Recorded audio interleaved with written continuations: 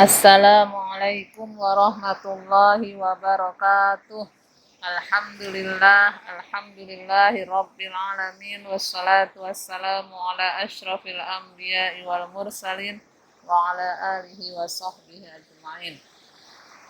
Rabbi shrahli sadri wa yassir li amri wahlul 'uqdatam min lisani yafqahu qawli, amma ba'd. Pertama-tama sama-sama kita mengucapkan puji syukur kita kepada Allah dengan melafazkan Alhamdulillahirabbil alamin. Salawat salam kita hadiahkan kepada Rasulullah sallallahu alaihi wasallam dengan melafazkan Allahumma sholli ala sayyidina Muhammad wa ala ali sayyidina Muhammad.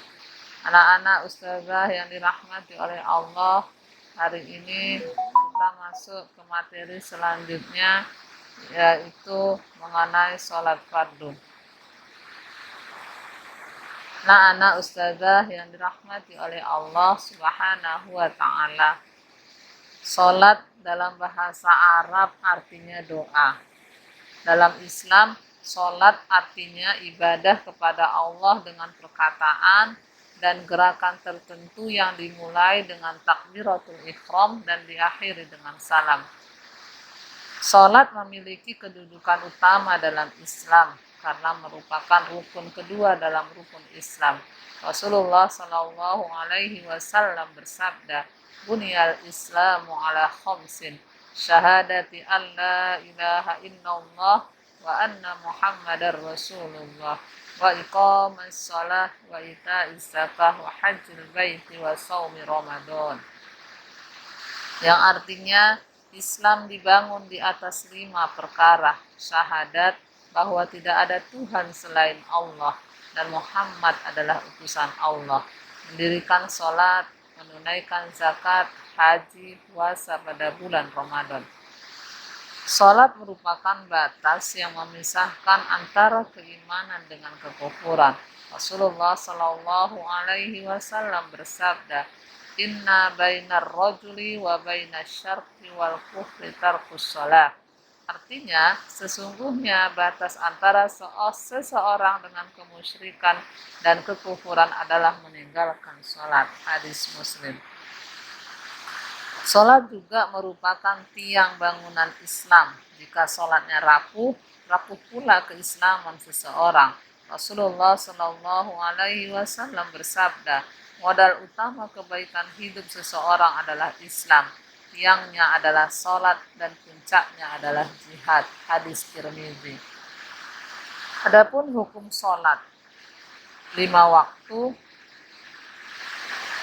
bagi setiap muslim berdasarkan dalil-dalil Al-Quran dan As-Sunnah dan ijma kesepakatan para ulama adalah hukumnya wajib.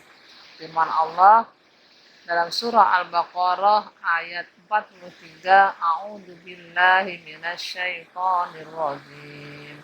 Bismillahirrahmanirrahim. Wa aqimus sholata wa atuz zakata warka'u ma'ar-raki'in. Nabi Muhammad Shallallahu Alaihi Wasallam ditanya oleh seseorang mengenai kewajiban dalam Islam. Beliau menjelaskan semua kewajiban dalam rukun Islam, diantaranya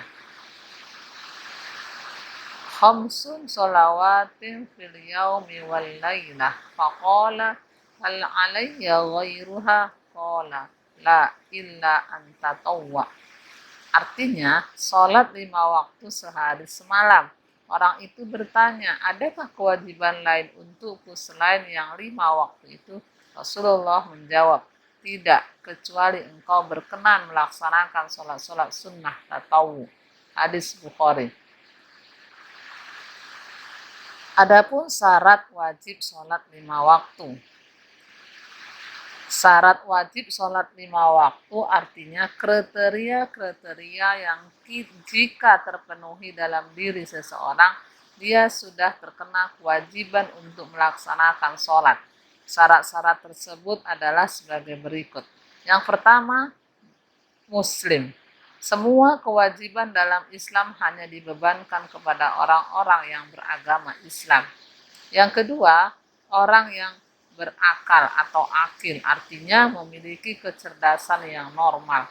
Yang ketiga adalah orang yang dewasa sudah sampai pada usia tertentu sehingga mampu melaksanakan beban hukum syariat. Rasulullah Shallallahu Alaihi Wasallam bersabda, pena diangkat tidak dibebani hukum dari 3 kelompok manusia, yaitu anak-anak hingga balik, orang tidur hingga bangun, dan orang gila hingga sembuh. Hadis Abu Daud dan Ibnu Majah. Adapun syarat sah sholat. Syarat sah sholat yang pertama adalah melaksanakan sholat pada waktunya. Sholat yang dikerjakan sebelum waktunya seperti melaksanakan sholat asar di waktu zuhur atau setelah usai waktunya, sholat tersebut tidak sah. Allah berfirman dalam Al-Quran surah An-Nisa ayat 103. A'udzu billahi minasyaitonir rajim. Bismillahirrahmanirrahim. Inna sholata kanat 'alal mu'minina kitaban mawquta. Yang artinya sesungguhnya sholat itu adalah kewajiban yang ditentukan waktunya atas orang-orang yang beriman. Yang kedua, suci dari hadas, baik hadas besar maupun hadas kecil. Yang ketiga, suci dari najis pada anggota badannya, pakaiannya, atau tempat sholatnya. Yang keempat, menutup aurat. Firman Allah, hai anak-anak Adam, pakailah pakaianmu menutup aurat di setiap memasuki masjid atau sholat. Surah Al-A'raf ayat 31. Yang kelima adalah menghadap kiblat. Hadapkanlah wajahmu ke arah Masjidil Haram dan di mana saja kamu berada, hadapkan wajahmu ke arahnya. Adapun rukun sholat. Rukun sholat adalah gerakan atau bacaan yang harus dilaksanakan dalam mengerjakan sholat. Jika ditinggalkan akan membatalkan sholat atau harus kembali melakukan gerakan atau bacaan itu. Yang pertama, meniatkan sholat yang hendak dikerjakan. Yang kedua, berdiri bagi orang-orang yang mampu. Ketiga, takbiratul ihram. Keempat, membaca surah Al-Fatihah pada setiap rakaatnya. Yang kelima, ruku. Keenam, iktidal. 7 sujud. 8 duduk di antara 2 sujud. 9, tumakninah atau tidak tergesa-gesa saat melakukan ruku, iktidal, sujud, dan duduk di antara 2 sujud. Yang ke-10, duduk tasyahud akhir. 11, membaca sholawat kepada Nabi Muhammad SAW saat duduk tasyahud akhir. Yang ke-12, salam. 13, tertib dan berurutan dalam melaksanakan rukun-rukun sholat. Adapun sunnah-sunnah sholat.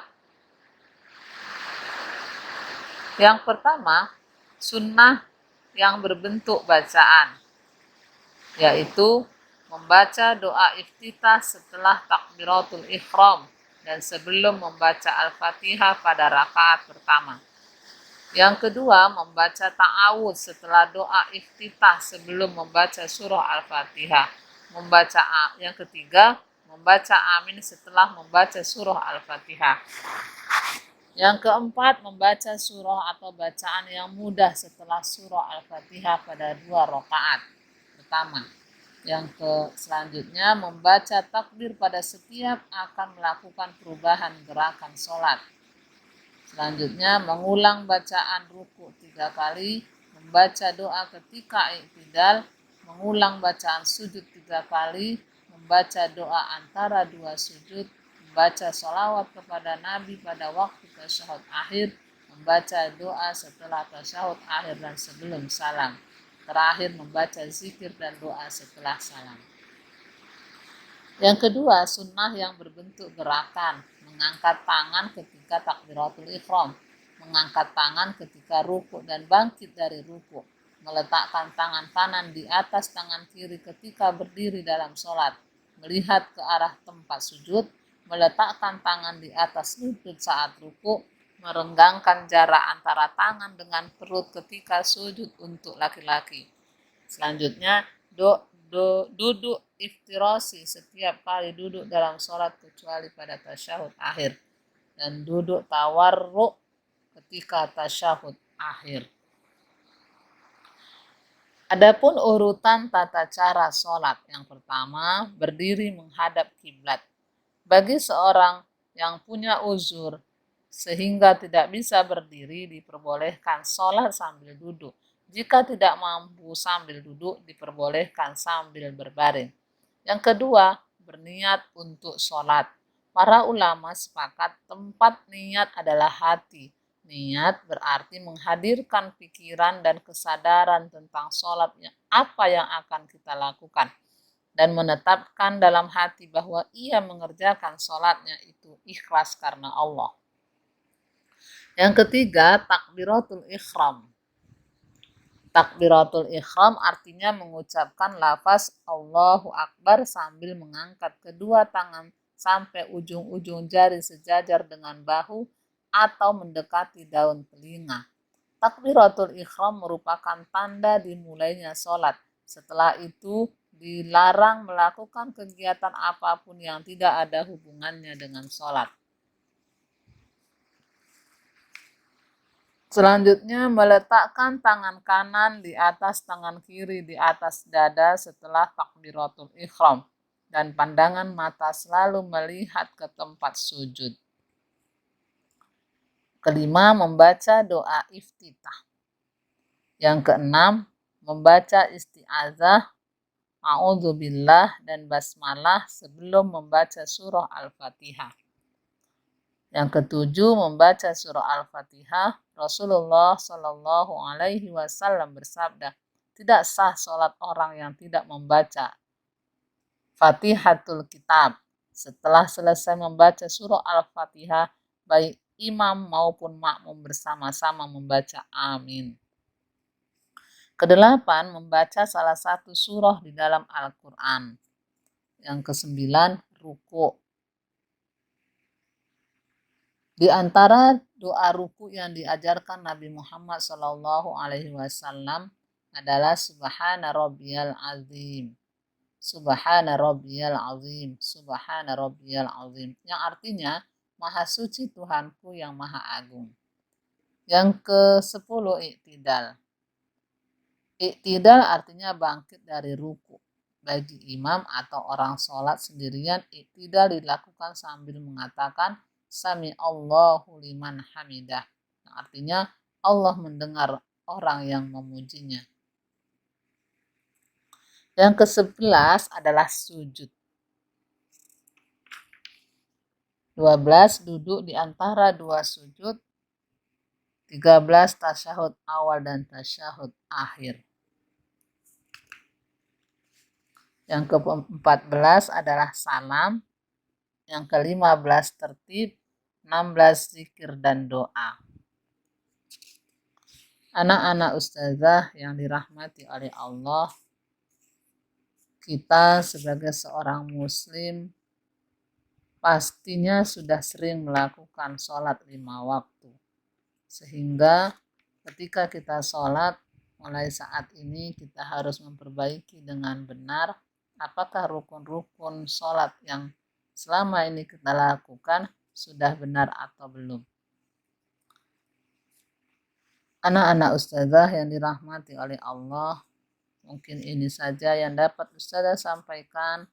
Ananda bisa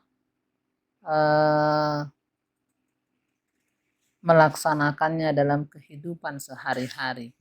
Dan tugas hari ini adalah Ananda silahkan kerjakan halaman 118 dan 119. Allahu a'lam bishawab. Assalamualaikum warahmatullahi wabarakatuh.